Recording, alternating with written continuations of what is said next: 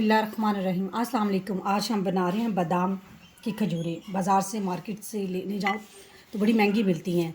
मैंने कुछ रात को बादाम लेके भिगो दिए थे।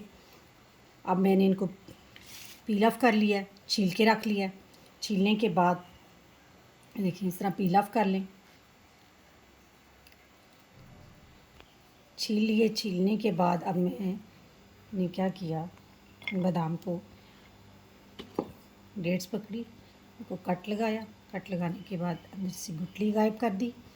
इस तरह बच्चे खा लेते हैं बादाम, बस बच्चे नहीं खाते। इसके अंदर मैंने 1 से 2 बादाम लगा दिए। ये जनाब देखिए मज़ेदार बादाम की खजूरें तैयार हैं। ये जनाब मैंने रेडी की हैं। बहुत मज़ा आता है। एक तो बच्चे बादाम खा लेते हैं, दूसरा अफ्तारी टाइम ये बनाएं, हेल्दी चीज़ है, ताकत मिलती है। मुझे दें अब इजाज़त, आप करें इंजॉय अफ्तार टाइम में। मुझे रखिए अपनी दुआ में याद। अल्लाह हाफिज़।